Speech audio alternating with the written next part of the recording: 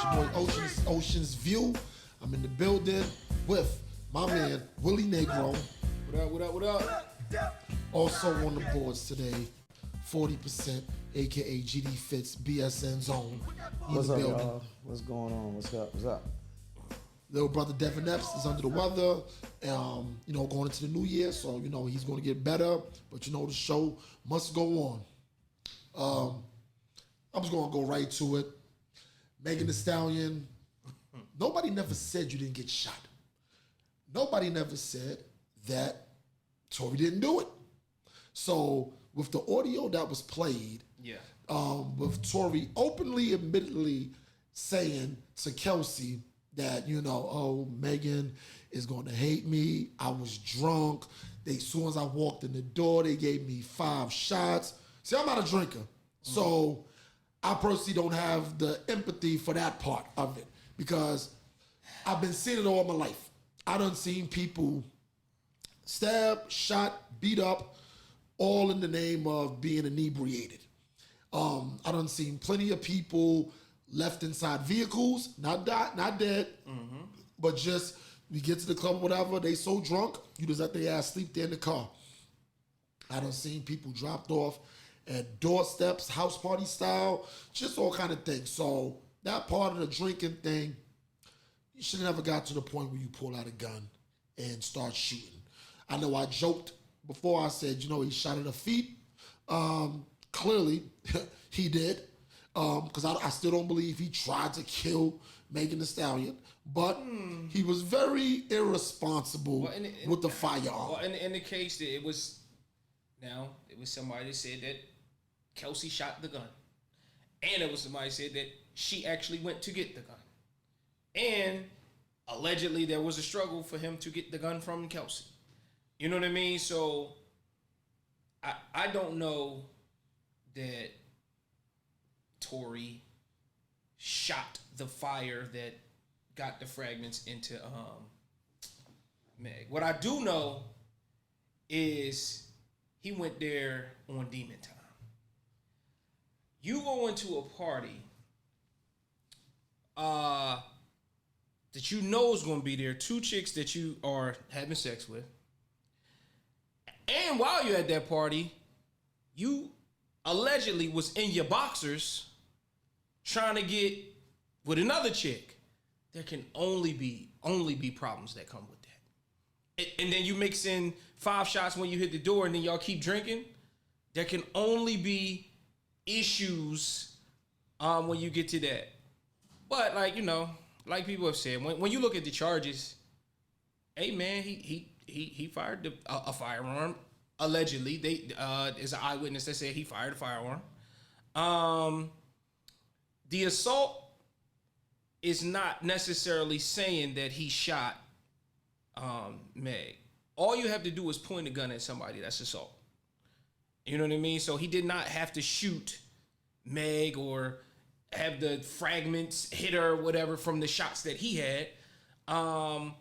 So it's going to be hard because everybody's looking like appeal. And I'm like, appeal what? Like, man, unless some new evidence come out, unless he can prove he didn't, and then the gun, only thing he can probably prove, I don't know if he can prove, is that the gun wasn't his.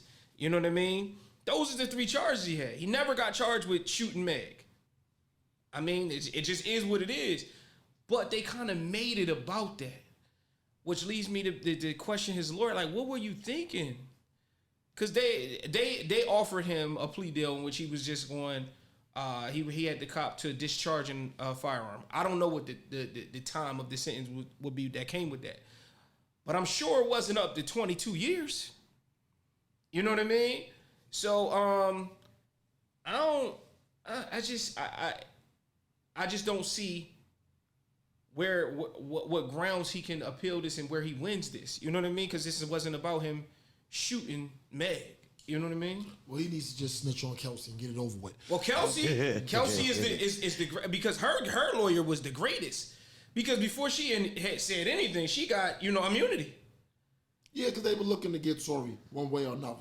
I'm not saying it's a big fact. conspiracy, but you got 2 women or whatever, and you got this guy, black He's a superstar. He's a superstar, whatever you want to call it.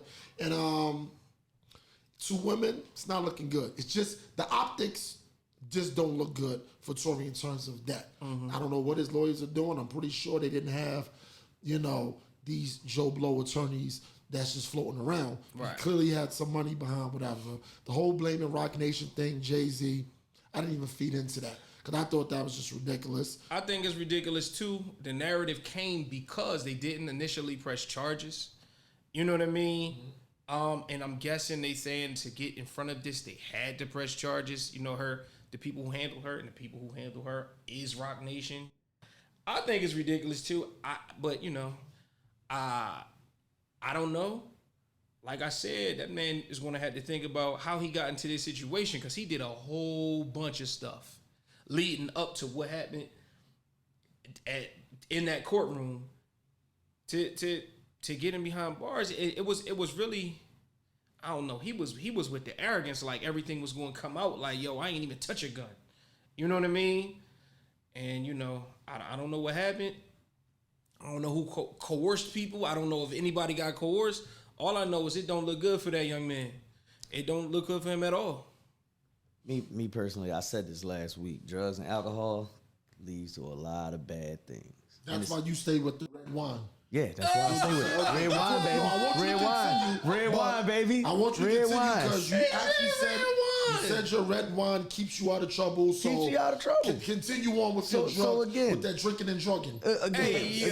Again, like I said, get the red wine. You just stay chills, mellow, and you good. Your lady gonna like that too. What you got, Will? What you got? I can't do it. I can't do red wine. It's trash. Did y'all know this chick Kelsey was married? That makes it even more weird. That's weird. I didn't know she was married. And when did she get married? A week ago. Even if it was a week ago, I don't know. It's just a little weird, yo. So I was watching on Peacock. First off, I'm shocked I even had the app and everything on TV. Am I saying this right? Is it Best Man Holiday Final Chapter? It was Final Chapter, right? Final Chapter. Okay, Final Chapter. Before we get into it, what do you give the series, not series, what do you just give it overall, 1 through 10? I gave it a hard 8.5 to a 9. I thought it was great. You talking about the Final Chapter? Just how they wrapped it up? Yes, how they wrapped it up. I think it was all right. It was a 1 through 10. I give it an 8. It's cool. I liked it. I enjoyed it. It was a cool way to put a bow on the series, wrap it up nice. It raised a lot of feelings for me around what was happening in it. You know what I mean? But overall, if we're going to give it an overall rating, I think it was 8. It was entertaining. It was enjoyable. It was good to see all them women aged gracefully. Yeah, I agree. I gave it an 8. It was decent. Something that you could say, all right, they closed it out right. And we're going to get into it, but it was some parts in there that made me say, yeah, they had to go that way. Yeah. So it's no faking. Let's get into it from the beginning. Q.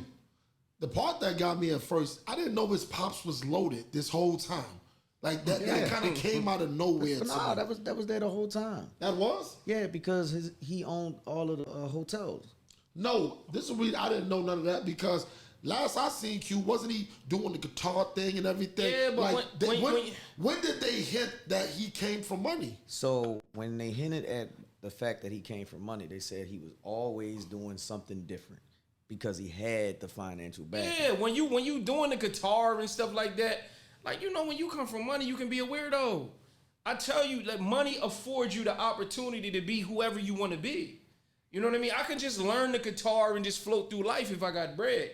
Or I can be dressed weird and just roam the streets if I got bread, especially if nobody know I got bread. Mm-hmm. If I'm rich and I'm not famous, I can be whatever and do whatever I want to do. You know what I mean? If I have the resources. And I totally agree with that because that's what was stated from the very first movie. Because remember the bachelor party, they went to the Spivey Hotel. That's who he is. Oh, see? Yeah. Look, be perfectly honest, I wish you just said that from the beginning. Hey. But whatever. I'm just being honest. Like, I'm just saying, because I clearly asked you a question. I said, where did it come? You could have just said, oh, remember they went to the Spivey Hotel. I didn't peep that part. Next time, just keep your shit together. Next time I ask you a question, you just answer what I'm going through right now. You see what happens when I come back. This is what I get. That's what I get. No, because I don't have to go through this when Devin's here. This is wrong. I don't have to do this. I don't have to do this. And Devin's going to see this. But no, okay, fine. Since everybody knew, and I thought I was the movie connoisseur, I didn't realize he's in the Spivey Hotel. What I did kind of get to the point in the first one, because we're going to get to the final chapter, but in the first one when they was at the hotel, he's like, this is my uncle's. And I was like, damn, this nigga uncle must be holding us something or whatever. I didn't put it together that way. Fine, no problem. So Q says he's getting married to, what was her real name in real life? That's Nicole Ari Parker. That's Nicole. That's what his wife would have been. I guess her name was like Zamora or something like that. Amora or something. Something with an X. Like they did some stuff, whatever. And, you know, everything was going cool and everything. But then Shelby shows up. Because clearly Shelby and Q, they've been going back and forth. Yeah. They've been going back and forth for about 15 years from what Lance said. Or whatever. We're going to get to Lance too. He was my favorite character. But what you call it, so she basically stopped him from making one of the biggest mistakes in his life. And let's stop it right there for a second. I was talking to a young lady the other day, and she said, you know, I want to get married, I'm getting older. And so I started laughing. I said, so she's like, what are you laughing at? I said, you women and your damn death clocks. I'm like, I keep telling y'all, stop doing that. I'm like, go ahead and be successful in life, accomplish the things you say you want to accomplish, but whatever you do, and I keep saying this, whatever you do not include a man into that, because that is not how life works. You can't put in, I'm going to do X, Y, Z, my PhD, such and such, my doctorate, do everything, and then I'm going to get married. So as if this perfect super gentleman that you're waiting to have is just sitting there. And this is why when we got to that point, Shelby, you know, Q hit it or whatever. Yeah. He probably, clearly, he didn't want to marry her. It was on some almost arranged marriage, but you know, he got the chicks and he got the chick. He tried to convince himself. So I was saying to my young lady friend, I said, you know what's crazy? Men, we don't operate on those kind of deadlines in terms of we have to get married at this time. I was like, that's why those jokes on the internet, when they're like, well, this is a man at 92, but I'm ready to settle down. Yeah, there's some truth to that. Because, yes, we don't covet a marriage. We covet companionship. And we understand companionship and marriage aren't the same things, and we personally feel that they're mutually exclusive anyway. This is why we don't put pressure on the fact of being in a union that way. Because a union to us means a whole lot of other different things, especially like we'll use every single definition for union and before we even get to the word marriage. And I think that's one of the differences between men and women. Now, so after she clearly breaks them up and everything, and honestly, she didn't break them up. She didn't break them up because that was lying dormant in him. He didn't want to marry her. He didn't want to marry her. So she might have put a certain perspective next to him. Yeah. So that was the thing. But Lance, I liked how they attacked the fact that he never really fully grieved about Mia. He didn't grieve about it. And I want y'all to start taking over some of this because my thing was this. Sex is a great equalizer in terms of getting your mind off stuff. Now, when my mother passed away, I didn't go on a sex binge, but I remember being at the point where I was depressed. Finances were fluctuating up and down, and I was having a lot of edge of the bed sex. And we actually saw Lance. Said edge of the bed sex. No, y'all know. So you know what edge of the bed sex is? Educate me on what edge of the bed sex is, bro. First off, if you've seen the movie, if you've seen the show, Lance actually had edge of the bed sex. Yeah. Remember when he was in the bed with the young lady she looked like she was like mixed with something Filipino or whatever. and he was literally sitting on the edge of the bed, and he looks back. I know that. I've been there. I know how that feels to perform the act of sex. You can have the greatest round ever, but it doesn't do anything for your soul. It doesn't feed you that way. Oh yes, I fed the flesh, but after it was over, I'm sitting back looking like I could have did without that. Not because it was whack. It's because it didn't do anything for me. It only stopped that feeling for those 40 some odd minutes or whatever. It's because sex is it releases dopamine. It's just like drug. It's a drug. Yeah. So when you going through something, when you depressed or something, sex is just like alcohol, just like any other vice. You know what I mean? People can use it to fill a void. You know what I mean? That's what he was doing. He was using it to fill a void, and he never really grieved. I think that's how he was grieving. You know what I mean? That's how a lot of us, especially men, get over relationships, because you can grieve a relationship if somebody didn't, even if somebody didn't die. Like you lost a relationship, you can grieve that. And I think a lot of men turn to sex to kind of grieve our relationships, to think it's going to heal instead of processing those feelings. You know what I mean? And I just think that's what he was doing. You know what I mean? And to your point, they did a good job of showing that in the movie. Yeah, I agree totally with you guys. You're either going to go to the bedroom or you're going to go to work. Like dead serious. That's what you're going to go into. And in his grieving, remember, he was retiring. When his wife died, he retired. And it kind of leads into what else he did to still cope with the same situation. Because instead of him saying, you know what, I'm going to try to go into the media area and be a broadcaster or a sports commentator, he went into, I'm going to go back on the football field. Trying to go back and find something that was there that he had lost at the same time that he had lost his wife. Yeah. I think, to add to that, I think with him, first off, that was an unrealistic thing. They joked. He was 48. Right. Like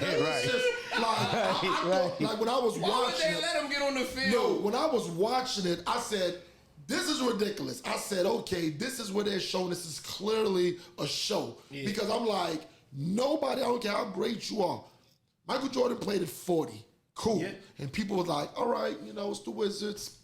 Just go back into retirement. Go. We see what's happening with Tom Brady right now. This dude was almost 50 with a comeback. See, the thing is this. People might be like, yo, look at their bodies and stuff. Yo, when you've been playing that long, it's certain regimens. Like Shannon Sharp is in relatively great shape for someone his age and stuff. But let's not forget he was a retired football player. So they going home. Yeah. All of them they're athletes. So they going home. They not going to stop working out. Now they're probably not hitting it as hard as when they were playing, because they had to get up. But it's one of those, I got to stay with these suits on. I got to look good on TV. Right. Let me do that. So him coming back at 48, I was like, okay, this is unrealistic. But the whole thing is this, getting back to my point was, added to what you said, Greg, when you're grieving, you look for that time period when things were happy, when things were going smooth. His work moment. Exactly. So when he was playing football, that's when everything seemed to be, this is how my life's supposed to go. And when he was cheating on his wife. Oh, he definitely was the philanderer. He's a philanderer, to say the least. What I don't need you to say ever again is edge of the bed sex. That is edge why. Edge of the bed sex is, yo. Hey, man, I understand. But a lot of people have it. A lot of people have put Hey, man, call it something else, yo. It's edge of the bed sex is crazy. No, it is a double entendre because it's, first off, the edge represents how far you are from getting out of. No, for real. It represents getting wild deep, yo. It represents. This nigga's getting wild deep. It represents the edge of you on the edge of reality and the perception of what's going on at the time, and the literal edge of the bed. So which one am I talking about? You see what I'm saying? That's why I call it edge of the bed sex, because you're literally on the edge of the bed. That's an oceanism. But you're also, that is definitely an oceanism. You're also on the edge of either going this way or that way. And a lot of people have edge of the bed sex. Hey, edge of the bed sex, a lot of us have it, and that's how we deal with a lot of things. But, so now moving on from Lance. let's talk about Harper. This is the part that always kills me. He already had the crazy flack for the first book. Yeah. Now, he wanted to get everybody's blessing. My thing was this. I want your blessings, but if you don't bless it, probably got to move forward with it anyway, because all the secrets are out, Right. so to speak. They're all out. Nia's not here, such and such, everything, we get it. But everybody else kind of took their lumps. They may have said, I don't like how I was portrayed, but this is what it was. So he went into getting all the blessings and everything. I'm glad they didn't really drag that out to make it like a whole thing, because at first Lance was a little upset. Then he was like, nah, well, let me just see who you got playing Mia, and I'm good with that. Which takes me to Merch. Merch was upset. First off, Merch was upset the fact that he wasn't the best man. How do y'all feel about that? Because I got a theory with that as well. That he wasn't the best man? For Q's wedding. Because they made that an issue. I don't know. That was a little weird for me. I wouldn't have felt no type of way. That's just me. I'm just different. I just don't understand. I don't understand where that comes from. Like, I do. I just don't get. You understand? I don't get it. I'm gonna tell you. Me personally, I kind of get it. It's almost like Martin when Tommy and Cole had that same issue about who was going to be the best man for Martin. You on the right track, but I want you to continue. You're on the right track, but there's a variable that's being left out of the whole Martin and Tommy thing. Are you finished with your point? I am finished with my point, but you're going to probably clean it up. Go ahead. This is why I know why Merch felt the way. If you've ever hung out with a crew, the reason why the Martin, Cole, and Tommy thing wasn't as prevalent with that is because there's only 3 of them. Right. It's 4 of them. If we every crew, thank you. See where I'm going? As soon as I said it, in every crew, if you've ever had a crew, 2 people, you're kind of paired up in those crews. That's where you're closer. Exactly. Whether play this, all of y'all can say, all 4 of y'all play this. Let's keep it personal. Us 4. 1, 2, 3, 4. On its surface, it would be me and you. And it would be Greg and Dev. Okay. You know what I'm saying? Like that. No, I love all 3 of y'all the same. Yeah. But we got something that they kind of can't come into. And same with them. That was the same thing. So when not to cut you go off, ahead, please. but that is 100, because if you kind of look at the way that the storyline went, Merch and Q, even though they met in college compared to the other 2 who were there in high school, when they met in college, Merch and Q were like this. Yeah. And Harper and Lance were always like this. Exactly. So that's why when you look at him, you're like, he's the best man and he was saying Lance. And he was, I love that dude. That's he was like, that's my best friend. That's my best. He didn't call Harper up. He was like, yo, we're friends. No, that's the difference. They was like, yeah, we're brothers. But he's like, that's my best friend. Right. You see what I'm saying? So Merch did have the right to feel that way. Right. And I understood that. That's why, because when I was watching it, I was like, I get it. I know why he feels that way. Like, even back home, we're going to stay with it. Even back home in New York, we had certain people, we had our group and everything. A couple of them lived in one building. We lived in this building. Right. So even though literally it is probably 100 yards between buildings, but me and you are walking back. When it's time to go upstairs, me and you are walking together this way for years, decades. This is what we do. And them, we joking like, yo, them niggas over there, they going that way. So I understood why Merch felt the way. That's crazy. But my thing is, if you feel that way, right, as a man, it's easy for women to say that, like, yo, I'm supposed to be the bridesmaid. As a man, how do you say that though? Like, that's rough. Because you sound like a sucker. Like, you know what I mean? Sensitive. I don't think he sounds like a sucker. My thing is this. The problem is, I don't think it's the fact that he sounds like a sucker, but it's one of those, if it almost is a make or break situation in a relationship. Because it's like, yo, if I've always felt, you've expressed to me that I'm your best friend, I've expressed that you're my best friend. So how do you pick him? he already was Lance's best man. Me, like, point this. I don't want to spin off of none of that together. But you can do a side story with Merch and Q. You see what I'm saying? Like, they had a certain bond and everything. That's why he kept riding them, being like, yo, you the worst, best. He kept killing what was his name? Harper. He was like, yo, let him run it. You see what I'm saying? Right. At this point. So he understood. But moving on with that. His wife, who was it? Candace? Candace Merch's is wife? Merch's wife. Yeah. No, we're talking about Harper's wife. Robin? Thank you. See, I'm glad you good for something. At least you got the names. Hey. I was about to call her Sanaa because I didn't remember the name, whatever. But Robin, thank you. Robin, she was tripping. She was tripping the whole time. And I call it bipolar syndrome. I don't think it's bipolar. I think the worst thing is maybe if women start knowing how to entertain themselves, if understanding how to keep themselves to a certain level of busyness, you won't have these feelings. Now, I'm not going to blame it completely because it's always family time that needs to be around. But the whole thing was this. Harper, he did have an issue too because he always was looking for the next thing. And she wanted him to be more of a settler of things and take in what they've done. Did she really? That's what it appears. Did she really? I think that she didn't care about that. She didn't want to be a settler. I think that she was tired of being a settler. She settled for him. She knew he was in love with that girl. She settled for him, and now she wanted to do her. She has spent her whole marriage playing the backseat, and I think it's her fault. I'm agreeing with you on that, Will. I think that she mentally had already checked out. 100%. And then it became more evident. If you even watch the whole entire series, and I don't want to spoil it for people who haven't watched it. Man, fuck that. That shit been out for about a week or something. But when you watch it, she was already emotionally disconnected from that man. Because even watching the episode when they went out to the to where they went to go get married at, I thought we was getting ready to see an episode of her with that young lady that was cooking on the beach, because she was always hanging with her.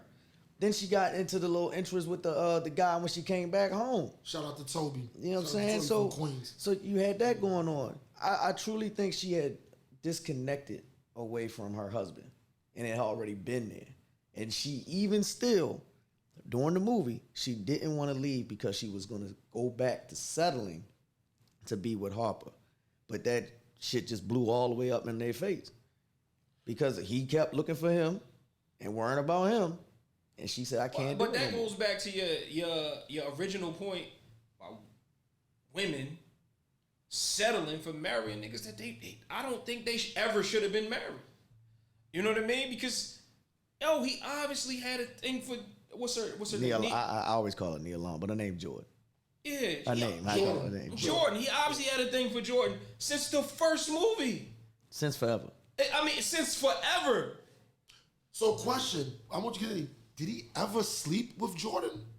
I don't think so. No. Greg thinks he did. I don't know how they did it at the end of this series, because to me it was kind of weird when the phone rung and then it's like, oh, you answered my phone, that wasn't your phone, that was my phone.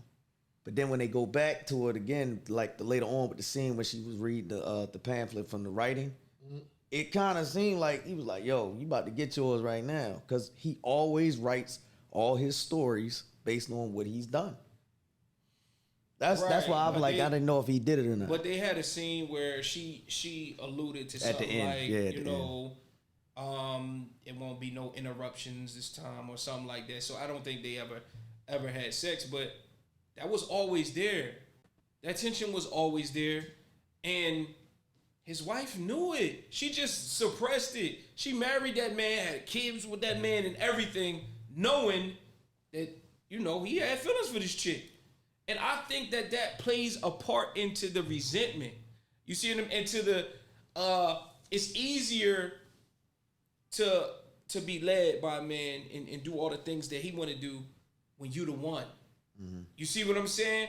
But after a while, when you kind of realize that you're not the one, it's like, I need to do me. I'm going to take it a little deeper than that because I agree with you with that. But besides Jordan being the one, So I think there was settling on both sides. I think Q settled, 100%. and I think she settled. And I'm gonna tell you why I think Q settled. You mean Harper? Q. You mean Harper? Thank you. Yeah, Thank you for the correction. Harper settled. Harper is always looking for the next thing, elevating, this, that, and the third. So is Jordan. That's who he probably really should have been with. Never mind us being like, oh, they look cute and they had a thing. No, they kind of were cut from the same cloth individually, because their situation would have been, we'll make time for each other because both of our schedules are so busy. We know she's out here trying to bust her butt, do whatever. Oh, and she's not thinking of me because I'm out here trying to do X, Y, Z. Sounds cool in theory in terms of that, saying, well, we'll just get together when we get together and we make time. But when you're a person that's trying to ascend, a lot of time people can't make that trip with you. And it's like the more you look, you take it in real life, can a hustler and a non-hustler be together? It's probably not going to work out. It's probably not going to work out for the most part. Because my thing is this, and I see your Will spending, somebody's going to be left holding the bags. And the bags are the emotional part, the bags are the children. But that's roles in a relationship, though. So yes, a hustler can be what a non-hustler. Okay. But they have to understand their role in the relationship. All right. That's all that is. That's all that is. Like, you have to understand that, okay, I understand he or she has to be out here getting it. And I have to, this is my place in this. This is my value. You see what I'm saying? People act like it's not value in raising kids. Or people act like it's not value in holding down a home. It's value in that. And as a matter of fact, hustlers need that. If I'm out here getting it, I need somebody to hold it down. You see what I'm saying? I don't need you out here getting it too, because I'm getting it. You see what I'm saying? Like, yo, it's value in you cooking meals, rearing kids, making sure the home is a home, making sure I got a soft place to land, because I'm out here getting it. You see what I'm saying? But is that only just for women? No, it's for hustlers. So no matter the gender, it's somebody has to play that role. Yes, but traditionally, going out here and getting it is a man's role. Okay. You see what I'm saying? So what the reason I say yes is because, times have changed and women have to go out here and get it. So they may need somebody to make sure they have a soft landing when they come home. You see what I'm saying? It may not look the same, but they needed to feel the same. I'm out here getting it. I need somebody to come home, rub my feet, have my wine poured, Gotta stuff like that. Gotta have that red wine. You said red wine. That's trash. But you just went. You just said something that triggered something else, and I want to ask you inside. When you said what the traditional roles is normally the woman, holding down the household. Do you think that that's a thing that men have to express and kind of live their life by? And before you answer that, this is what I mean by that. Remember at the first movie, we all seen The First Best Man, right? When they were at the card table playing, they were talking. And Q said to Lance, so you can't take a woman that's making money and doing this, that, and the third? And Lance was like, no, I can't. And to me, from what you just said, that was prevalent for the time and for what you just said. Because, okay, Lance is an NFL star. Right. I don't care how much you go out there and get it, you're not going to make more money than him. That's just on the financial side. Fine, so we get that, no problem. So you don't have any pressure as a spouse to go against that. Now, the thing about it is this. Lance understood that's what I need to keep myself centered with what I'm doing. So the whole First Best Man was based on building up the wedding and stuff like that. Right. Lance didn't have a whole lot to say. He flipped the bill, but he just like, that's why that scene with him and Jordan was going back and forth in the church thing. Yeah. I say all that to say, Lance made that abundantly clear, and he understood this is my role. Right. So she never tried to, I'm not going to say step out of bounds, because I don't want women to not feel empowered in terms of that. But she understood, I'm not fighting against what's going on. You see what I'm saying? Like that. he's clearly the breadwinner. Doesn't mean I don't have a say, but I feel that those things need to be how people. What do the kids say? What's understood don't have to be explained and stuff. Right. I think Lance kind of explained it, and I think it was understood. But it was understood on both sides. That's why they never had friction that way. Well, I think it is understood. I'll take it a step further. Most men with abundance of resources feel like he feels. Most men with abundance of resources feel like, I don't need you to go out here. That's why certain relationships don't work, because a man might want you to quit your job. Yo, quit your job. What are you working for? Because I need you when I need you. Yeah, I need you to do what I need. You see what I'm saying? Men understand. Most men, especially if they out here getting it, NFL star, their job is grueling. It takes a lot of work, a lot of preparation. You know what I mean? And when I'm not working, I need you to be available. You see what I'm saying? Most men with resources or strenuous job that makes a lot of money want that, and I think they make it clear.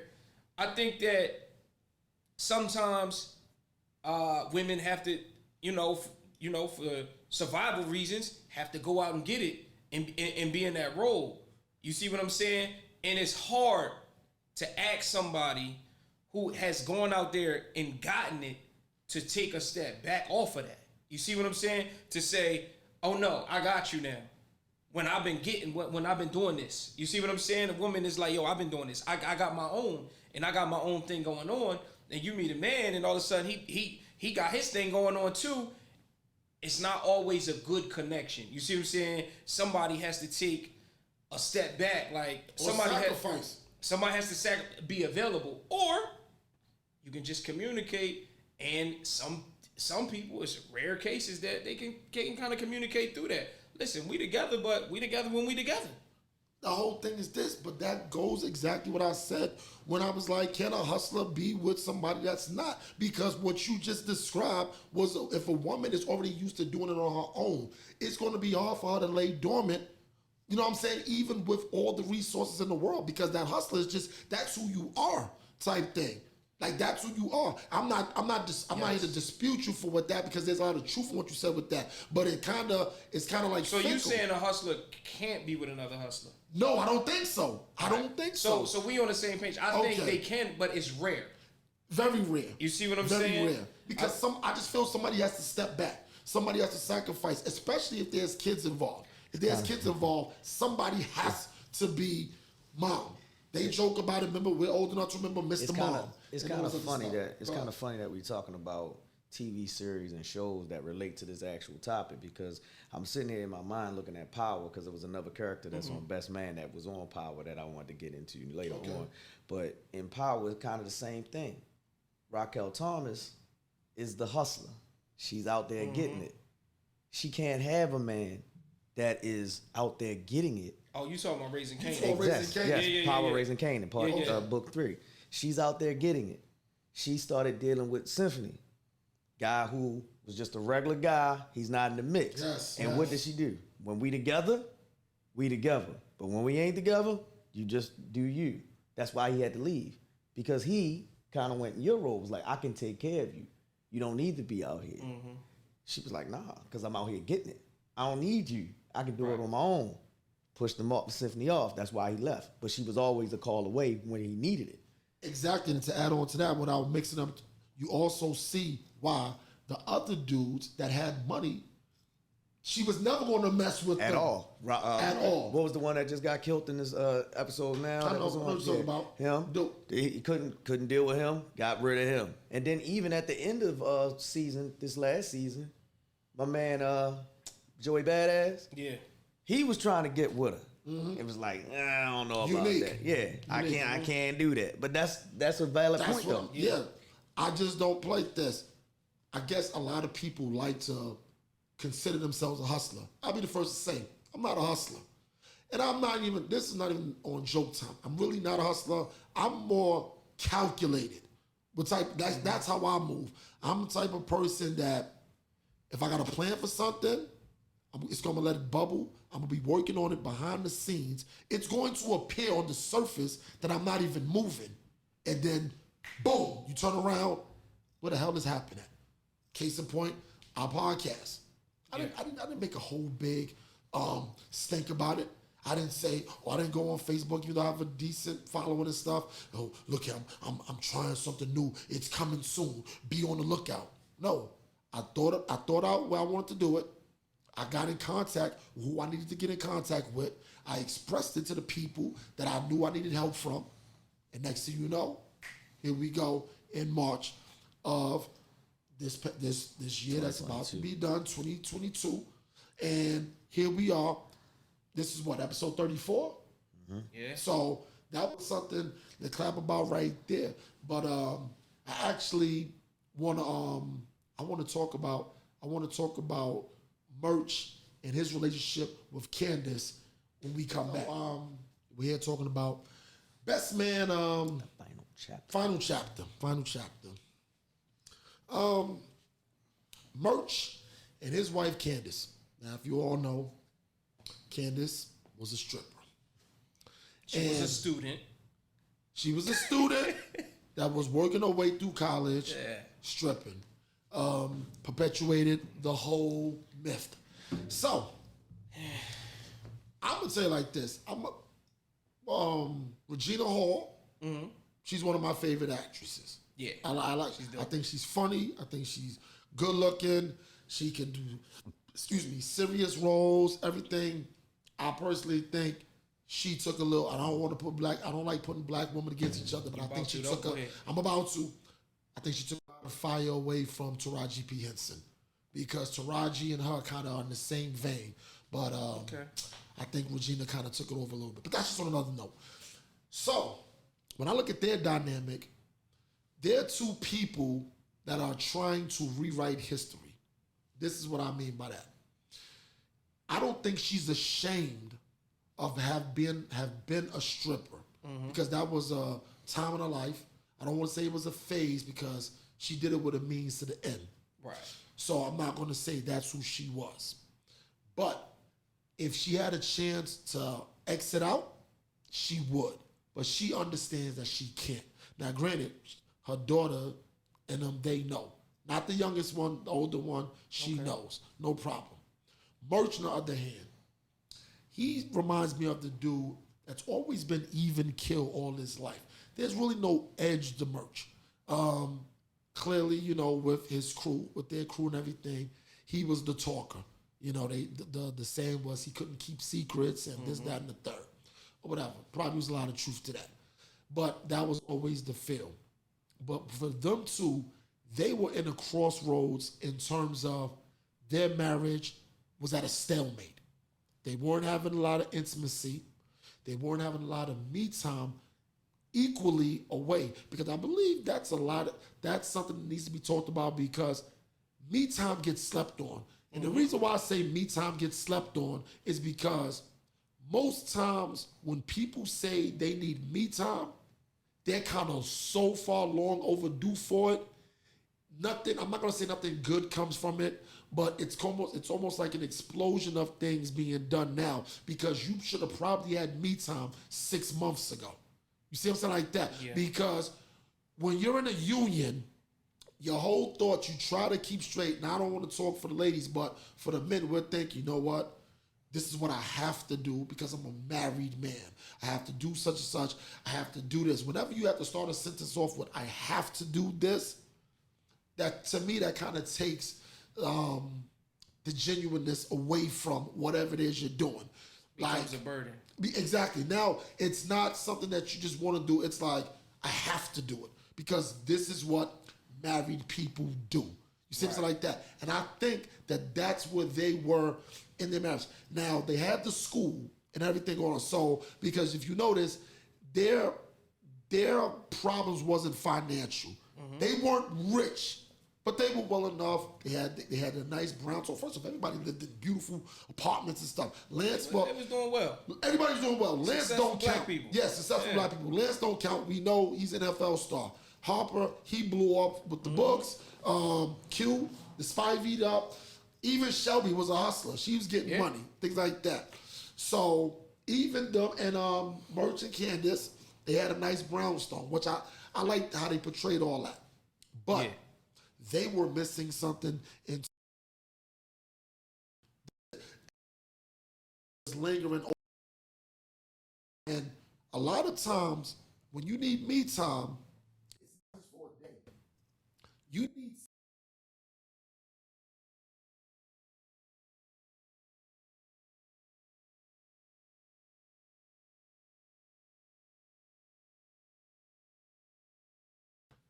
the person that you're dealing with has to understand that this over here that I'm doing, you can never be a part of because this isn't for you. You need to let me keep this. And I think that's the same for men and women. We have to know that is her thing. I don't even want to join in with it because that's her thing. She needs to keep it to herself. But the guys need the exact same thing. And It's I think about that's what it balance. is. It's balance, yo. You need a healthy balance in everything in life. Just because you get married, don't mean that you're not an individual anymore. Don't mean that you lose yourself. And when you're doing something all the time, you need a release. You need an outlet. You need to take your mind off of that and do something else. You know what I mean? And marriage is a thing. You know what I mean? Go home, you with your wife, your kids, or your husband and your kids all the time. It's just work and then wife and work and wife. You know what I mean? You need something to get away from that world. You know what I mean? It could be anything. It could be working out. It could be a sport. It could just be, yo, I'm in this room crafting. I know women who like to craft, mixed up. You know what I mean? But I just think that people need an outlet, and it's about balance. And in this, he was acting like a sucker, but he finally found his outlet in MMA and fighting. You know what I mean? He let that aggression out because most of the time he was just holding it in, just acting like a sucker, just letting people just do what they want to do to him. And then and you know, and when he was able to let that aggression out, he was able to come more into his own. That scene, the scene where, what would you have done with the scene where his daughter got inside the cab and the white lady said she had the cab first and the police came? What would you have done? Me personally? Personally. Same scenario. Your two daughters are right there. I would have got out the cab but walked away, but I might have said some disparaging things to that white lady. And that's just me, because I understand my place in American society. I'm a black man, and I'm not right to the police. That's just what it is. I'm not right, and neither is my black daughter. So let's go. We can get another cab. You can say it. It's Ocean's view. I understand, but I don't want to. Because niece said we say the B word too much. No, they said I say it too much. You say it too much? Yeah, you can say. I guess you got maybe 500 more times. 500 more before whatever. I would have called her out her name. I don't know if I'd have called her that, but I would have definitely called her out her name. What about you? I'm with Will because I have two daughters. Now the crazy thing is, and I don't know how everybody else, they raise their kids, but the way that my children are, they're like their mom. They probably would have said some wild, crazy stuff to the lady themselves. And that's just being realistic. Like, I'd have been the one saying, come on, let's get out this car, and been upset, just like Will would be. But I know that my two firecrackers would have been like, you crazy-ass white bitch. I would just be honest with you. You know what I'm saying? That's what they would have said. Now, with me having a son, of course, it's a little different. Right. Same scenario, though. Fine. Put me with two daughters or whatever. For first thing I would have did when the cops came, I'd have been like, first off, you clearly see my daughter inside the cab. That's for one. I'd have looked at the driver and said, who did you stop for? That's the first thing I'd have said. Forget all this. Who did you stop for? Now, if he would have said anything outside of me, oh, so you a sucker too. Now I would have definitely cussed him out. Right. This whole thing, now it's that thin line of what example you want to show to your kids and how you do things. Because we know as parents, we do things one way. We don't want our kids doing it always the same way. But the reason why I'm feeling, and I'm not saying he did the wrong thing, but it was almost damned if you do, damned if you don't. Because what was the first thing the older daughter said when he got in the house? She said he didn't even say nothing. Yeah. She's like, the younger daughter said that. The younger daughter was like, say nothing. What's going on in the older daughter was like, yo, he could have been shot. It could have been this, that, and the third. So you got it's. I don't think I would have personally. I don't think he did a sucker move. But the problem with that is that was just a microcosm of how he's always being treated, regardless of anybody in authority of him. That was the whole thing with him. That's why he was always, like you said, the pent up aggression is because he always was the person that let things roll off his back and let it go. Even that person, after a while, you can't just keep doing and saying anything. I think you make a great point, and that was, his problem is he doesn't say anything. Clearly, with the white woman. All right, babe, get out the car. Get out the cab. We good. But I'm gonna say something. I'm gonna say my piece. I'm gonna express. You know what I mean? I'm gonna express that to the cab driver. I'm gonna express that to the lady, and then we gonna walk off.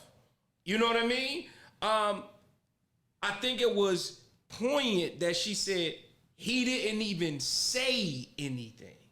You see what I'm saying? Yes. You gotta say something. You see what I'm saying? Listening to you just gave me exactly what I would have done. I literally just thought about it. I rethought about what I would have done in that situation after what you just. But I like what you said though, niece, when you said the cab driver, in my opinion, is the person that's at fault. Because he could have easily shut that shit down and said, "Look, Mr. Officer, I pulled over for them. They were here first. This woman jumped in the car on the opposite side of the street, jumped in with her dog. I don't take no damn dogs in my vehicle. You know, something like that. Just so we can get this thing, dissolved." And I appreciate you saying that. But this, after listening to what Will's saying, you know what Zach Yada said? Cool. I'm going to get out, but this cab is leaving. This cab right here, you going to drive off. You ain't picking up her. You ain't picking up me. Drive off. Nobody's getting the cab. In my mind, that's a victory. Because since I can't get it, nobody else can get it either. But now, for me, you got your kids there. Because I best believe, I know for a fact, all three of us answers are totally different if we're by ourselves. Oh, yeah. This is a totally different situation. I'm in the cab already. Get out of here. I don't care how much you scream and all this other stuff. But that was his thing. Now, the thing with Candace, she was losing herself as well. Because, first off, what I don't like that they did, Regina Hall is beautiful. They jacked her hair up the whole time. They didn't really give her no great fits. Like, they purposely did that. Yeah, they made her look like the stressed out homebody woman that didn't have any growth. Exactly. She looked definitely like somebody that was super overwhelmed and everything else. But that's the role that they have, because they wanted to take her as far away from being a stripper to where she's evolved that this is how she is now. And I don't really like how they did that. Even though it's a series, but I get it because people have different metamorphoses at times in life or whatever. But they kind of just made her go from one end of the spectrum to the other. Until Shelby, she taught her how to dance, do some stripper stuff or whatever. But her and Robin, that's Sanaa Lathan's Beautiful black character. women. Beautiful black women. That's all we can say. Yes, it's a great cast. Robin. So He's like fine red wine. I know. See that? There you go. Will, as I said, man. These women are red wine. I'm definitely not a red wine drinker. I'm more of a cognac, maybe a whiskey. Not saying that I wouldn't drink any of that because I'm a drinker, but I like red wine. Let's go back. You at home drinking Bacardi Limon by yourself? No. I'm about to say, because that's what drinkers do. No. I like tequila, though. I think this is crazy. Anyway, nothing wrong. I don't know. Maybe in 2024, No, I said 24. Shit. 23. I just you skipping 23, You huh? said 23 can just be left for die. You know what I mean? We go here. We This go just to press the 24. fast forward button already. Nigga, you ain't drinking all these years. You ain't drinking nothing. Yo, but I be wanting to. I want to get that small. See, my thing is, if I start drinking, I want to get drunk at least one time. No, you but No, you don't. I don't. No, you don't. So it's overrated. You know how much? First off, I'm going to Listen. tell you my advice real quick before you school me. You know why I have that little thing about drinking? It's because do you realize how much drunk sex I have missed out on because I'm not a drinker? That and weed. Like I was never the guy that you could just call up to get drunk and get smoked out. And there's a certain percentage of women that's what they do. Right. And it was easy. And I missed out on all of that. I'm up here really having to have conversations and talk but it's like and do shit. It's like a chemistry formula though. Because if you drink too much, that shit is trash. Yep. You gotta get just right. Both of y'all. Just because if she drink too much, this shit is trash. Yeah. I've seen liquor has ruined a few of my good nights. Like she was ready to go, and the chick was just all over the place. She was just all over the shit is place, not- and it just ruined the night. Listen, 1 or 2 drinks is fine. You get a good. That's why I drink whiskey, cognac, or something. You know what I mean? Whiskey? Yeah. Does that get? See, put it like this. This is from a non-drinker. I think that's wino. When I hear whiskey, no, for real, because I'm Wino sorry, is- the wino name is it OE. just sounds Coke funny to me. 45. A wino drinking whiskey. I think whiskey You get you is a like nice cheap liquor, isn't it? Japanese whiskey or something. You just drink it straight. It's a little bit, and you just sip on it.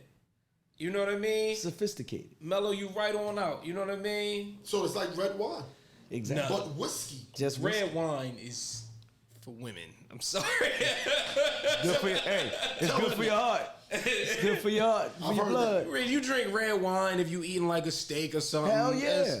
That's cool. Now, but I ain't saying I'm out here drinking red wine every day, Will. You know what I'm saying? We was just talking about drinks last week. Then we can turn this whole thing around. You did bring up the fact about steak and red wine, so you know I did. and he did stamp it. Just saying, because he wasn't here for it. Yeah, I know. And he definitely did say Yeah. steak and red wine. But so if you said that. winding down or if you trying to mellow out and chill or open up a little bit, get you a little, little Japanese whiskey. Now, I just know for me, Sip I ain't on doing it. like the cigars and all that shit no more. I don't like You like that cigar smell? I don't like it. Every once in a while, a cigar is fine. Everything in moderation, man. It's days that I'm out and I don't drink at all. You know what I mean? And then but I'm never gonna. I don't want to get drunk ever again. Just mellow out like that. That's drunk is like for college. Yep. Like when you college, you drunk and you don't ever want to be drunk. But let's So- get back on Shania later. So Robin, first off, she tried to move. She moved to Ghana. She was wild. No, she was bugging. She lost her wild. motherfucking mind. Is what she That's did. why she taking the And kid then- with her. Yo, I was mad as hell. They tried to make this nigga look like he was crazy. Yep. He was like, "You ain't taking my." Listen, I have a daughter. You know what it reminded me of? Not to cut you off. It reminded me of the shit that happened on Real World. Back when they was playing around, the guy that was on House Party 3. Oh yeah. When they sat there that whole time and he was like, we playing, we having fun. But then all of a sudden, that shit happened with my girl that got married to Kenny Anderson and shit, and they tried to call him a rapist. That's how I kind of felt that they kind of lashed out on Harper's character when he went and said, no, I want custody of my daughter. And I'm getting custody of my daughter because she's trying to move her to fucking Ghana. Like, out of nowhere. Like, the fuck's going on here? That's crazy. They've been together that long. and then you How move old her? was his daughter? 9. Nah, thank you. It's no fucking way in the world that I've been living with my daughter for 9 years. And you up and go to And Ghana. because we ain't making it, you gonna move her to fucking Africa? You out of your mind? Are you crazy? Listen, people get found for that. That's wild, yo. And that's why I didn't like what they did. They tried to make Harper look like he was a bastard and an asshole for saying, hey, I want my daughter to stay with me. Because 1, he could financially provide for her. 2, he had never been without his child. Yeah.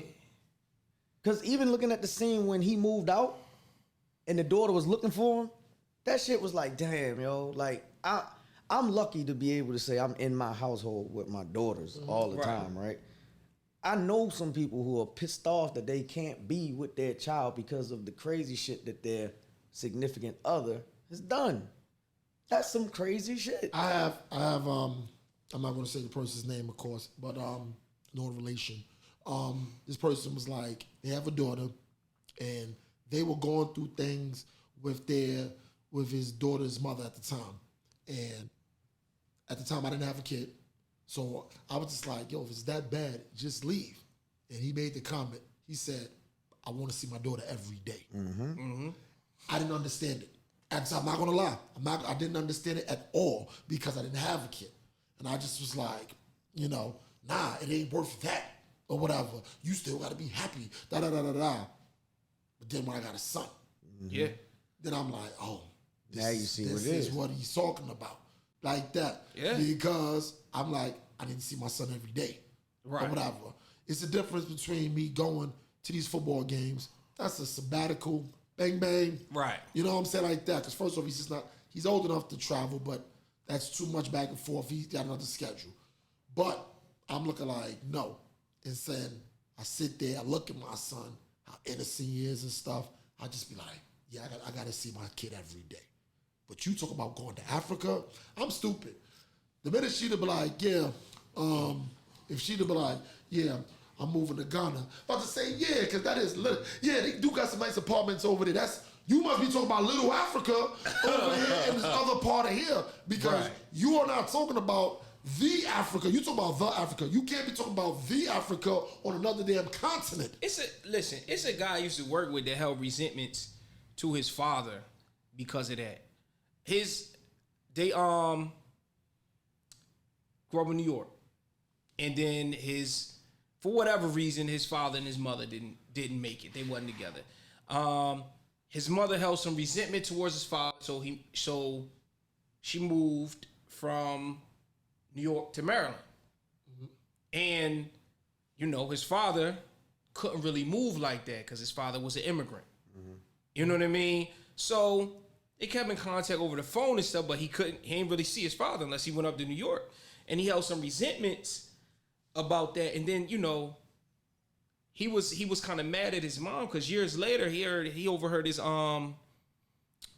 parents talking, and his mom just flat out admitted it, like, yo, I only moved to Maryland because I was mad at you because you wanted to be with somebody else and all this stuff. And, she took his son away from him. You know what I mean? And, it ain't like, he could move crazy style. He was a legal immigrant. You know what I mean? And it's like, that is some fucking evil shit to take somebody's child away from them because you mad at whatever happened. I don't care what happened. You just gonna take this man's child. And then she was, in the joint, she was trying to move to Ghana. Like, I thought, like, I was watching that like, nah, she can't be talking about Africa. I thought it was going to the point of she wanted to mess with old boy. You know what I'm saying? Like, yo, I thought that's where she was trying to go with it. Because I'm going to tell you like this. I didn't like the scene where she met up with him and the daughter straight ran to him and hugged him. Oh, so you know this nigga. Yeah.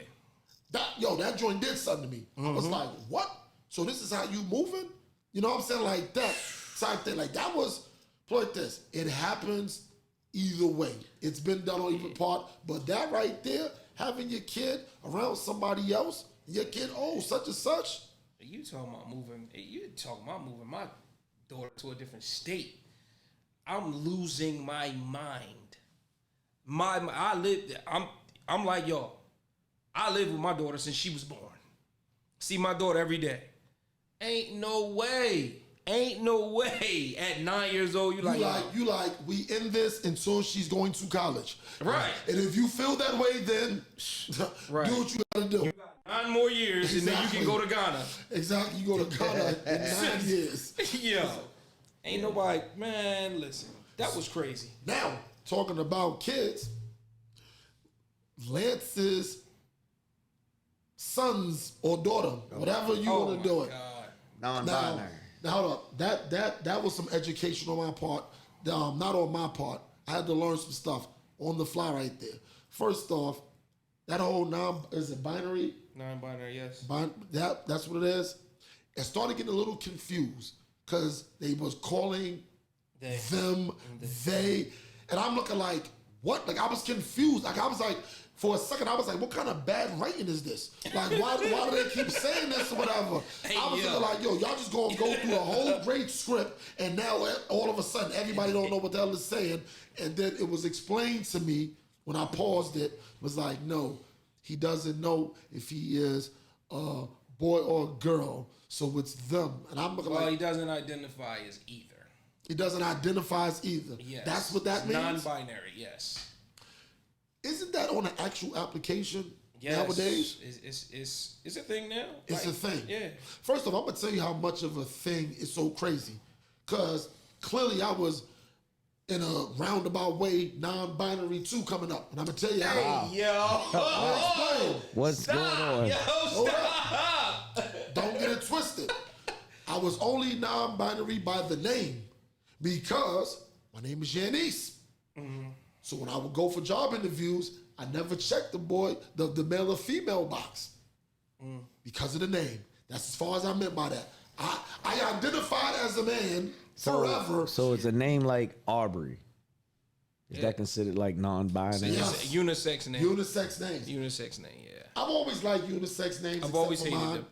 But you know, I used to get away with that. Willie the Negro with the I've always hated him. I have. I don't like unisex. My You ever seen hold up before you go? You ever seen an ugly? This is maybe one of my things. Have you ever seen a woman with a unisex name that was ugly? I don't think I've ever seen one. I've never seen an ugly Jordan. I've never seen an ugly Tony. Like I actually, don't get me wrong, most Tonys are beautiful. I've actually seen an ugly Tony before. What? That's crazy. That's crazy. That is wild. That's crazy. Because most women with unisex names are beautiful. So damn, they just went hard and just said fine. Yeah, I don't know what happened. With Lance, I knew that wasn't going to play out. First off, they was kind of on a Dion and his son. Even though Dion's son is regular, he's not. Now he's clearly identifies, but. He was dumb. He was nice in football. Mm-hmm. Mm-hmm. But then, I'm going to tell you like this. I'm sorry.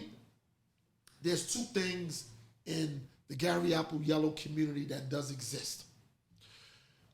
Gay chin and gay eyes. Hey, yo. I'm telling you. Yo. What are you talking about? Yo. Gay chin and gay eyes. Gay chin and gay eyes. What is a gay chin? Gay chin, gay chin is like, it's just, first off, this guy's great. It's one of those like, you know what I'm saying? When you turn, your head doesn't really like go. Do it again. Like that. And the lips spoke out, and it's and gay eyes. Y'all know what gay eyes are. Gay eyes. What are gay eyes? When you stare like this. Okay, right now here's the camera. Here goes you. Like, look here. Da-da-da-da-da-da-da. I'm talking to you, but then I kind of glimpse over to Greg because I'm making sure everybody's involved. Mm-hmm. Gay eyes, it's like it's a stare. It's a gaze. Hey. It's not a stare because gay people don't stare. They gaze. Hey, yo, you gotta gaze. Chill. I'm telling you. You gotta chill. Right. Gay eyes and gay chin. You about to get this? Because it's like they're enchanting. Yeah, it's enchanting. You just wanted to turn it up for the new year, huh? This is crazy. No, y'all know we've had guests on here. Yeah. So I'm, first off, since we just getting out, it's the new year coming up. I personally hate the term homophobic. I'm gonna tell you why I hate it. Because a phobia means you're afraid of something. Yes. I'm not afraid of you because you're gay. Like, I hate that. Like, to me, he is homophobic. No, I'm not afraid of you at all. I don't have anything against you because you're this, that, that, but I'm definitely not afraid of you. That's why I don't like that term, homophobia. We're going to abort this mission. I'm just saying I have to get it out. Because we just have to accept that the English language is changing. Pronouns. It's evolving. Pronouns. They were talking about pronouns and everything like that. It was confusing. I ain't gonna front. I ain't gonna lie. That 30 minutes was confusing. The scene that confused me was when they found his friend, and she was mad at Lance because he was calling her by her legally, name, and she was like, "No, I'm them." I'm like, "I'm them?" Like, I was confused like shit. I was like, "What is I'm them? Aren't 30, them you? Like, that's your name." It was confusing. It was 30 minutes where I was all over the place. I was all over the place. I didn't understand nothing. And I've dealt with transgender students, so I'm a little more comfortable with it and a little more used to it. I'm used to it too. I think we all are used to it. I'm just talking about the pronouns. We working in the school system now and around it. It sounds weird at first, but then when you get used, it's always going to sound weird to me. When I worked, you get used to it. But when I worked in group homes and stuff, the issue that I had personally was, okay, you can identify with what you feel you need to identify. This is the new world we're living in. I get it, but you gotta respect that I'm not calling you like some of these new names that they want to be called. Yo, I'm not comfortable calling you that.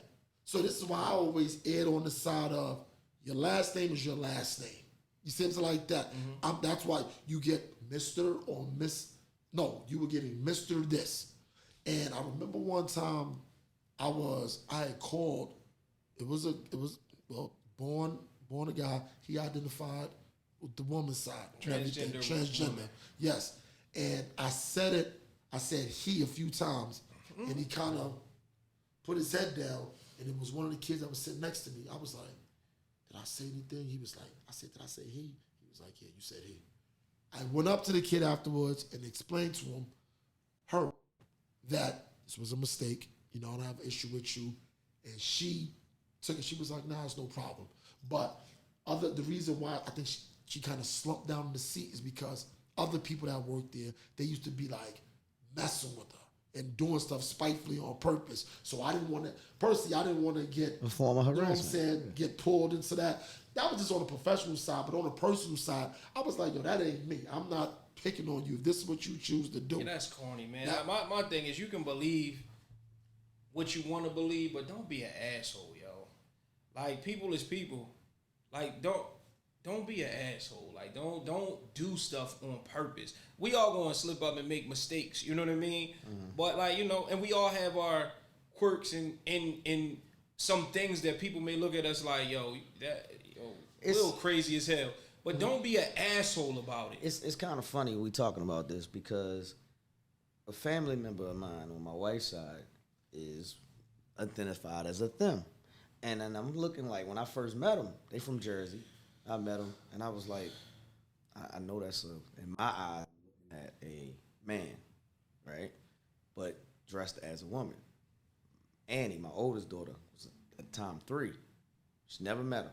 She was like, hello, Aunt Jackie. I'll say name, I don't have a problem. I was like, hey, Aunt Jackie. She was like, Aunt Jackie. I ain't no Aunt Jackie. That's a man. 3 years old. She could see it. It was like a man. But she didn't get mad or upset about the 3-year-old that made the statement. Right. But if it would have been an adult that made the statement, why are you disrespecting me? Because I've watched her do that. And it's like, yo, they don't know. Because look at it. Naturally, we're looking at what we see, which is naturally looking like a man. That's true, but it can be disrespect, though. Mm-hmm. It can also be disrespect. And that's what we have to learn.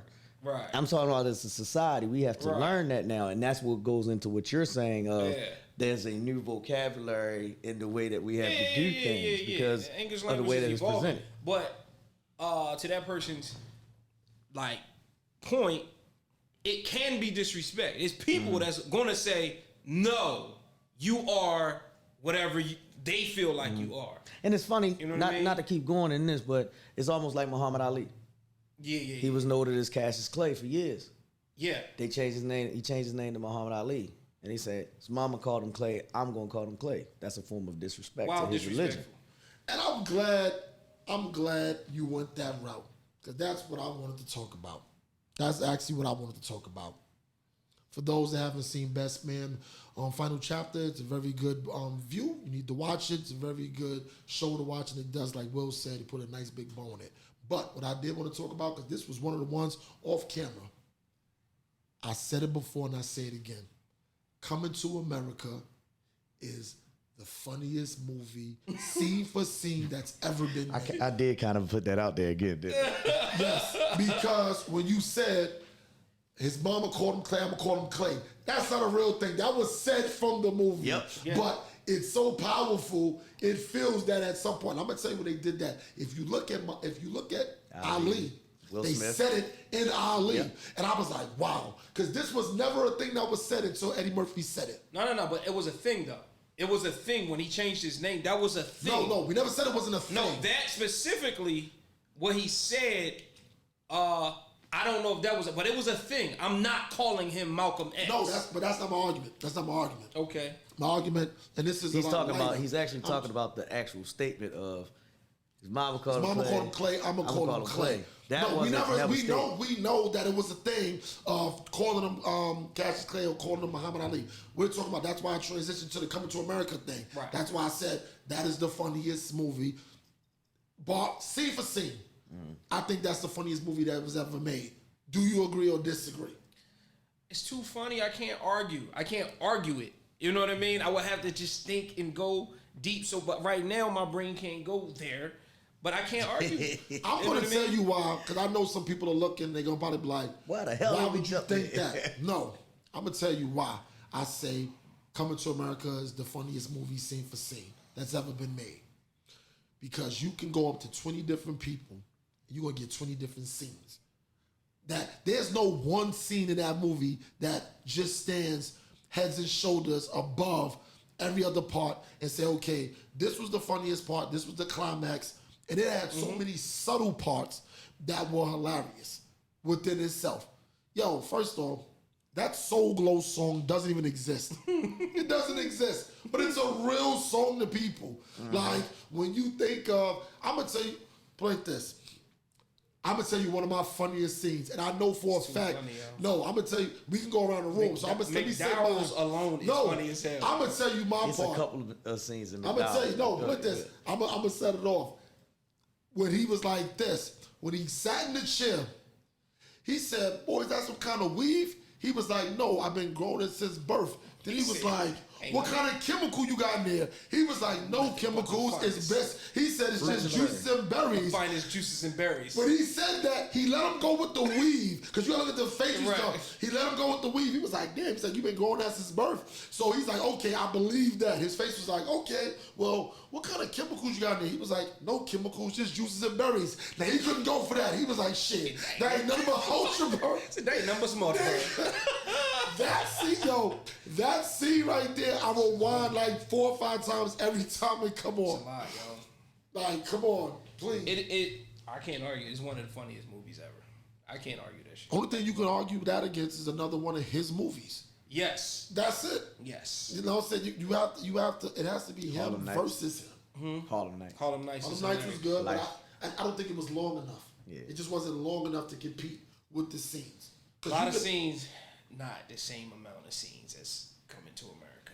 What I like about Eddie Murphy when he does certain comedy, because to me, Eddie Murphy has the whole package.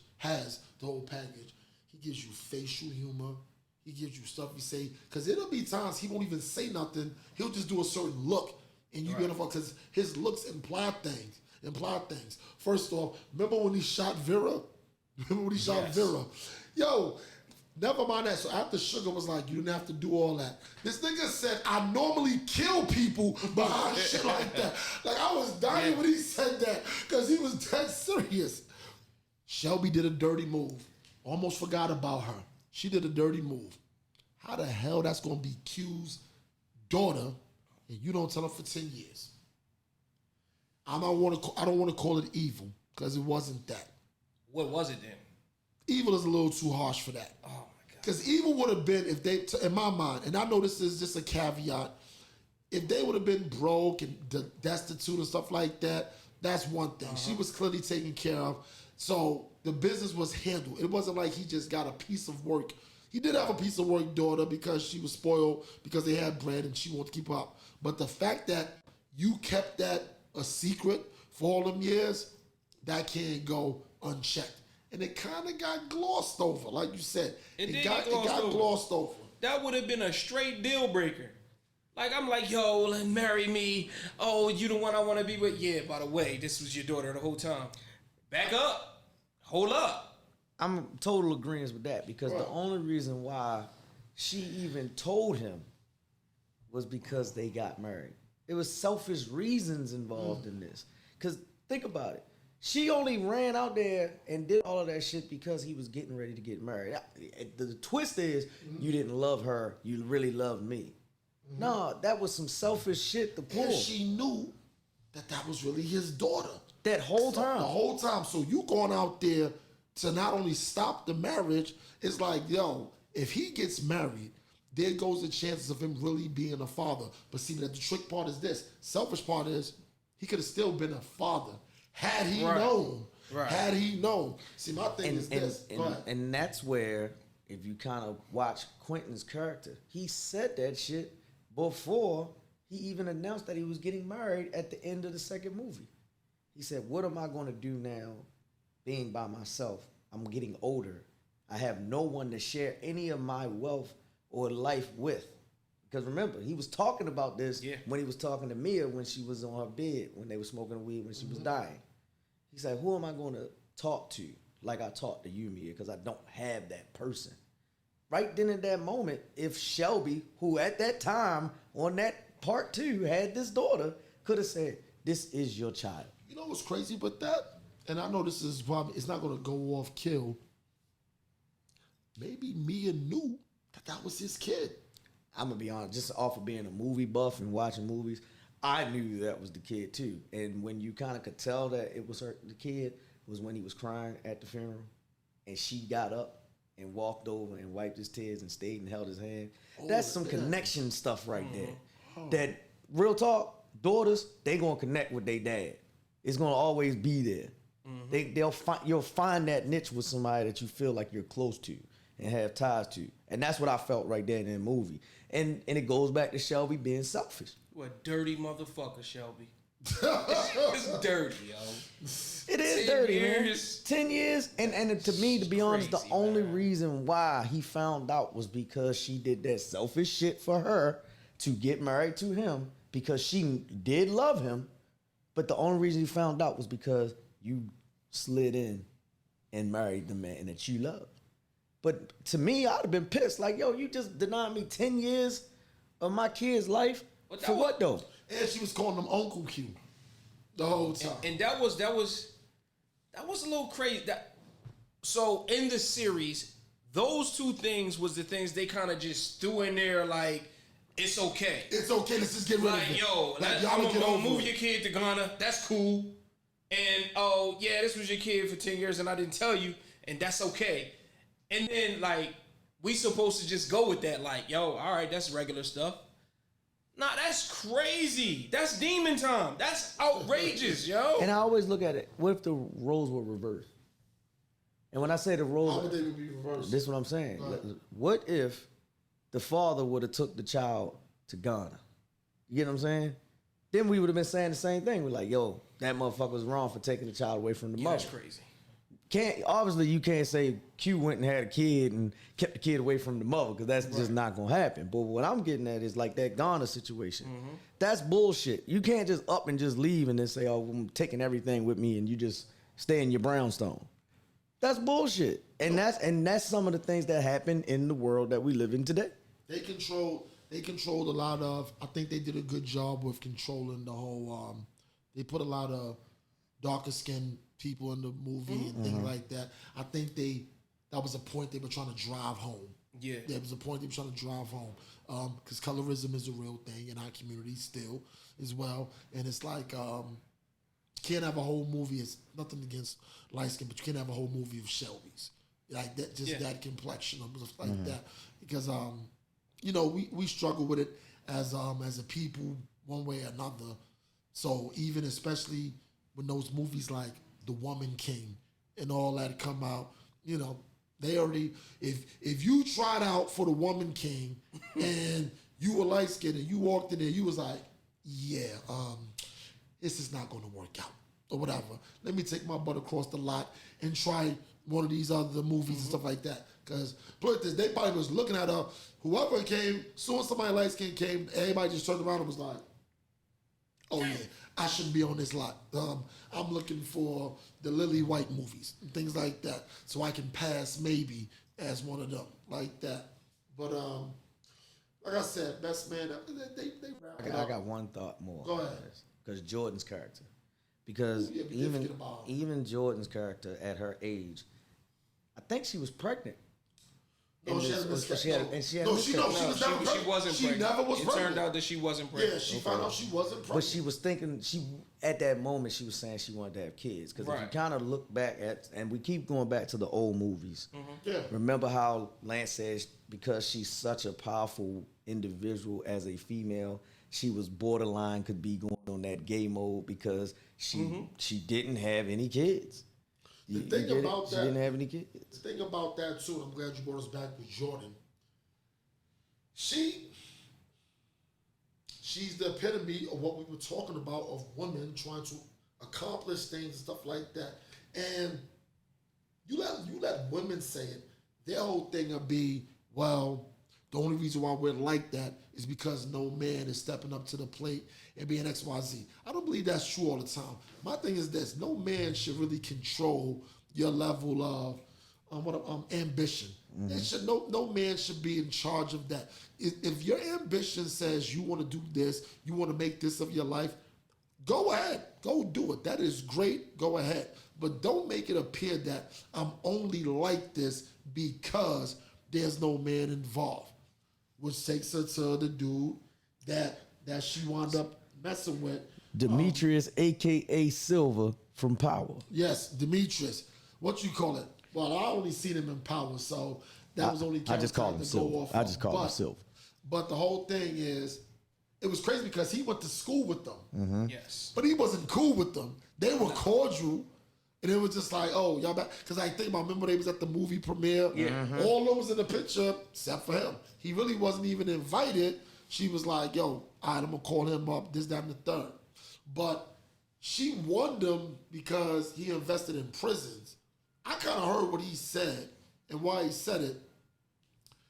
It was a moral high road type thing she was trying to take.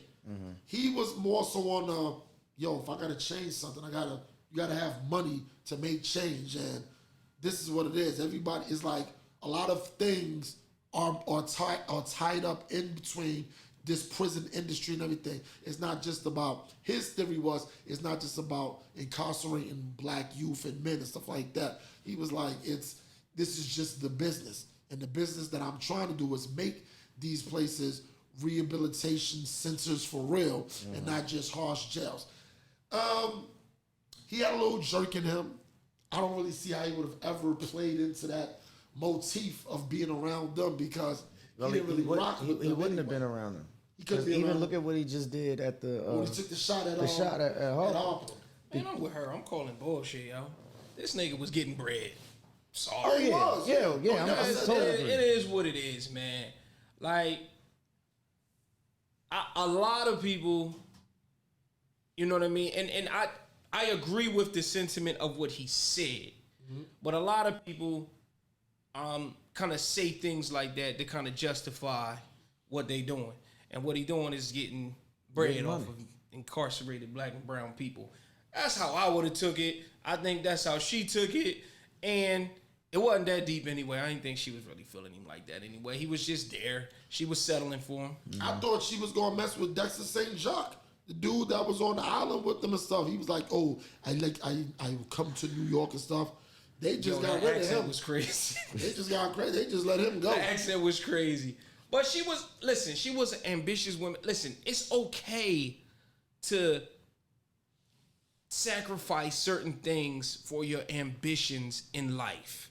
It's okay for people to not have kids. It's okay for people to never get married. It's okay for people to chase dreams and just be successful. That's fine. It's okay. And it's okay to wonder what it would be like to be married and to have kids. You know what I mean? It's okay. It's not for everybody. Marriage is not for everybody. Kids is not for everybody. It's fine. It's okay. You've ever messed with a woman that was like just career driven, and you know, you kind of basically it's no clean way to say this. Have you been the boy toy before? I personally have. Have I been the boy toy before? Few times in my life.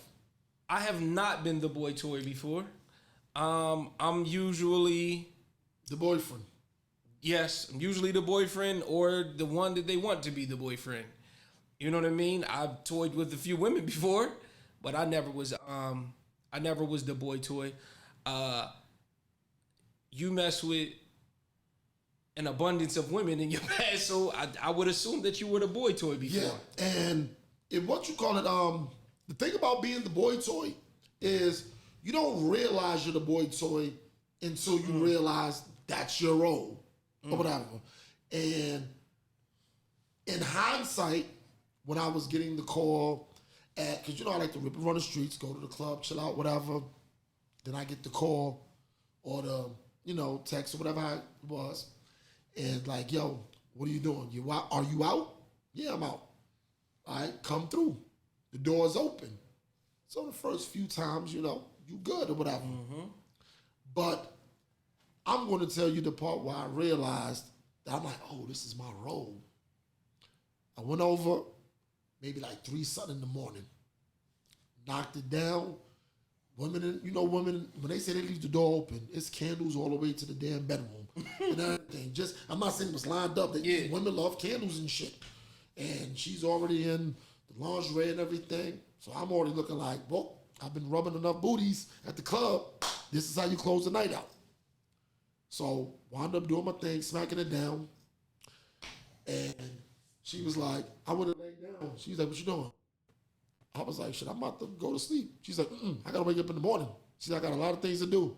She was like, you did what you had to do. You can go. Now, on the surface, I'm supposed to be like, oh, shit, nigga want to go home anyway. But I didn't. I was like, damn. Felt used, huh? I felt a little used. Felt used. Just for a split second. I didn't feel abused, but I was like, oh, so this is me in reverse. When I'm up here, trying to get rid of a woman. Because I was the best to ever do it with getting rid of a woman. I'm going to tell you like this. This is what I mean by that. I remember one time I had a one-nighter or whatever. And let me explain this. When I had these one-nighters, I didn't go into it thinking it was going to be one-nighters. It just happened. But this chick, I think I kind of knew. I was like, yeah, this is probably going to be for one night. So anyway, we do our thing and everything. But she was drunk. Not like out of her mind drunk, but like being silly and stuff. Yeah. And it was a super turn off after I hit it. You know what I'm saying? The shot at this point, I'm looking like I'm not gonna waste the attempt just because you drunk. This is get it in. So we got it in and everything. This chick, it's like 4 in the morning. She's like, let's dance. Back in my mind, I'm like, bitch, it is 4 in the morning. It's 4 in the morning. And she said, let's dance. She said, let's dance. So I say no. I say, nah, I'm chilling. I'm just going to watch you. This chick is doing like some belly dance type shit. I'm sitting there looking. This is what's going on at 4 in the morning. So she's still dancing, being silly. Good nut. So I say, you know what? So she's like, where you going? I said, I'm going to the bathroom real quick. I go into the bathroom. I set the time on my phone to ring. And I put the timer to ring like a phone. It was about 3 minutes. Came out. Let her finish. She's still dancing. Mind you, she's still. That's crazy. Whatever. So then the phone rings. I put it on mute. Yo, what up? Word? Overtime. Okay. I'm like, $15 an hour. Oh, okay. I said, bet. I was like, I didn't drive at the time. So you be here, what, about 10 minutes? Bet I'll be dressed. I fake hang up the phone. I literally got fully dressed like I was going to work. Right. And I was like, she said, where you going? I said, I got to go to work. I was like, they're giving out overtime. I got to get this money when I can get it. And she was like, she kind of snapped out of it. She was like, oh, all right, bet. Well, you got to do what you got to do. So I'm getting dressed quick. She's like, you want me to drop you off? I said, nah, he's going to come because, we got this routine. We stop and get donuts from 7-Eleven and da-da-da-da. We go to work and everything. She's like, all right. The whole line. She's straight. She gets dressed. She hops in her car. I'm waiting at the door. She pulls off.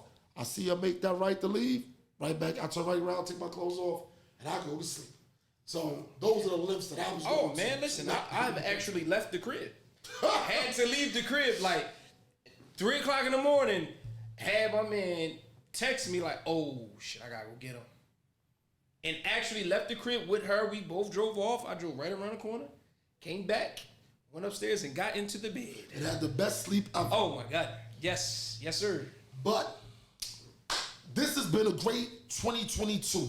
It's been a great 2022. Yeah. Let's clap it up because this is our 34th Yes, sir. episode. Yes, sir. 34th episode.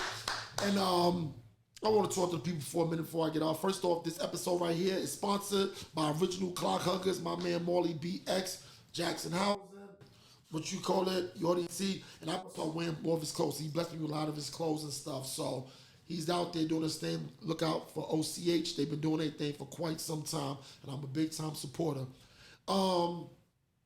When I came up with the idea to do a podcast, I was nervous, I was scared, I was skeptical. I had a lot of things on my mind in terms of it.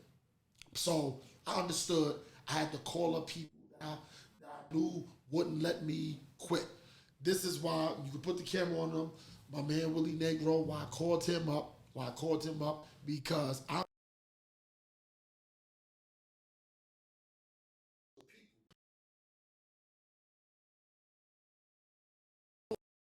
you going into 2023 is 40. Anyway, the reason why, and I'm still looking for The camera froze off. That's the reason why. So it's on Will? Yes, sir. So fine. This is what we gonna do. Because we ain't messing up this episode. So anyway, I say it just like this. Come down. I gotta duck down when you duck down. See? Hold up. This is what I mean. We going into 2023. We gonna make it happen one way or another. That's all that matters. We're gonna have new cameras, we have new equipment, we got this beautiful office and everything that we all pulled our resources in together to put the couches and everything. We get a lot of support from a lot of people. Support doesn't only mean financial. That's a lot of the things that people tend to forget. I appreciate the people that have shared, people that have called us up and say, yo, you fellas are doing a great job. Continue to do what you're doing. Those words of encouragement, they do something for us. Shout Because out to Kurt. Just talked to him today. And shout out to my man Kurt. What you call it? Those words of encouragement come in handy because you have times when you second guess yourself and think, why am I doing this? Should I keep going forward? Should I sell this equipment? Whatever. And all they do is reinforce what we've been trying to do. Little brother Devin Epps not here, so I'm pretty sure he's sharing the same sentiment. Shout out to my man Greg. I call him 40%, but he gets stuff edited when we need it. He's always here to make sure the equipment and everything is going right. So he is very pivotal to exactly what we're doing. Like I said, my brother Will here, he's the one that kind of ties the ball around everything. Let us know he was the one that clearly told us at the beginning, just start doing episodes. Because with me being a planner, I think everything has to be calculated out. He's like, nah, forget all that. Let's just do an episode and go from there. But once again, I'd like to thank everybody that tuned in 2023. We're looking forward to be a lot bigger. If you weren't on the train already, hop on the train. I got a few events coming up too. Oshin Presents.